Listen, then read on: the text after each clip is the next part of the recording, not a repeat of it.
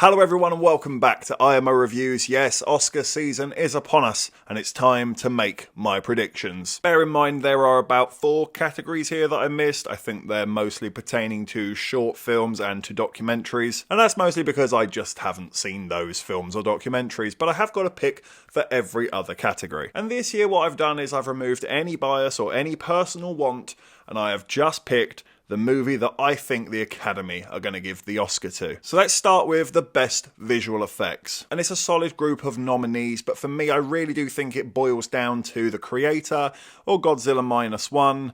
And I'm going to give it to Godzilla Minus One. I think they deserve it. You might think immediately I've put my bias into it, but no, I really was impressed with the CGI in that movie, and I also appreciate the fact that they managed to keep it respectful to the original design as well. Moving on to Best Sound. And I personally would be giving this to The Zone of Interest, but I think the Academy are going to give it to Maestro. Best Production Design. And as much as I didn't like the movie personally, I have to admit defeat and acknowledge that Barbie had fantastic production design, and I do think they are going to win the Oscar. See? I can be mature about things. Best Original Song. Keep riding that high, Barbie fans, because you're right. I think it's going to go to Ryan Gosling's I'm Just Ken. Best Original Score. I hope I'm right about this one. I'd be really disappointed if they give it to Indiana Jones, and I wouldn't put it past them, but I have gone for Poor Things, and I do hope they get it. I think it's thoroughly deserved. That weird, bendy, windy violin sound is still living in my head today. Best Makeup and Hairstyling. I think it should go to Poor Things.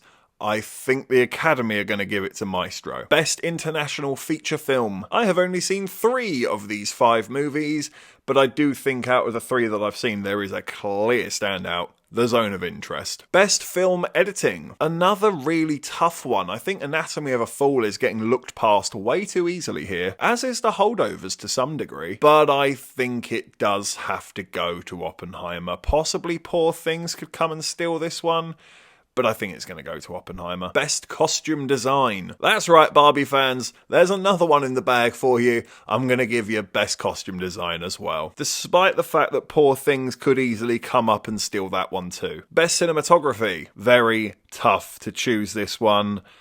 I think the Academy are going to pick Maestro. And I'm not mad about that. I was really taken aback by the cinematography in Maestro. I think that's thoroughly deserved. Best Original Screenplay. This is another really tough category to pick.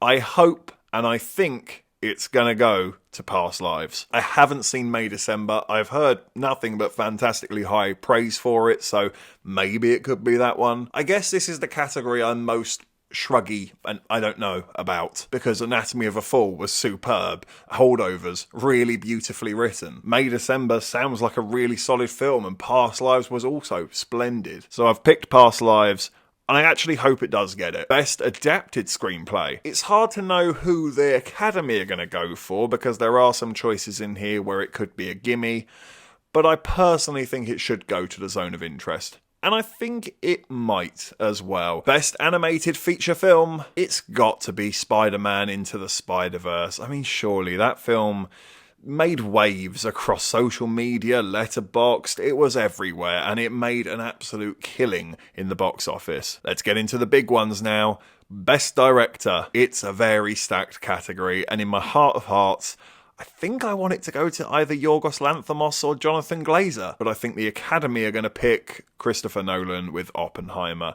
I could see this Oscar night being a bit of a give him his flowers night for Christopher Nolan, if you will. Not that he hasn't won them previously in the past, but it just feels like it's a Christopher Nolan appreciation time, you know? Very stacked category. I'm kind of happy with any of them winning, to be brutally honest with you, but I think it's going to go to Nolan. Best Actress in a Supporting Role. I think this one realistically boils down to either Emily Blunt in Oppenheimer or America Ferrera in Barbie. And I really sincerely hope it doesn't go to America Ferrera, because you can't just have a whinge on screen for 5 minutes and that gets you an Oscar. That's just...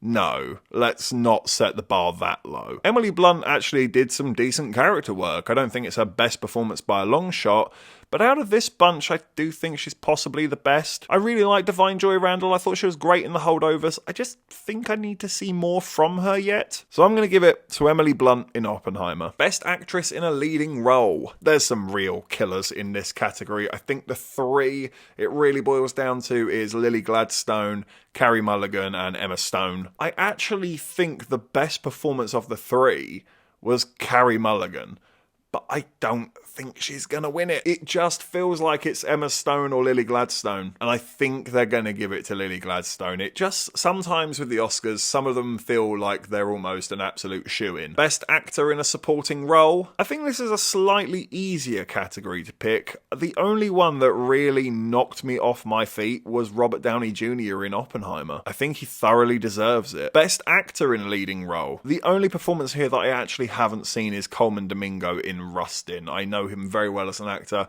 I know he's very accomplished and always gives fantastic performances. I have no doubt it's well worth checking out and well worth a nomination. But of these that I've seen, again, a little bit like what I was saying with Lily, it just feels like a bit of a tap-in. It's going to be Cillian Murphy, isn't it? Again, I'm starting to sense a bit of an Oppenheimer sweep here. So I think it's going to go to Cillian Murphy, even though my own personal choice would probably be Paul Giamatti or Bradley Cooper. And of course, the big one, the Best Picture. Oppie sweep, baby. I think it's going to Oppenheimer. I think its only real contender is probably Poor Things, but like I say, I don't know what it is. I don't have any inside knowledge here. I've just been sort of overwhelmed in my gut instinct of that, yeah, no, this is going to be an Oppie sweep. Chrissy boy's cleaning up. Which means all in all, for those Best Picture nominations, I have The Zone of Interest picking up 2 Oscars on the night, Poor Things only picking up 1, Past Lives picking up 1,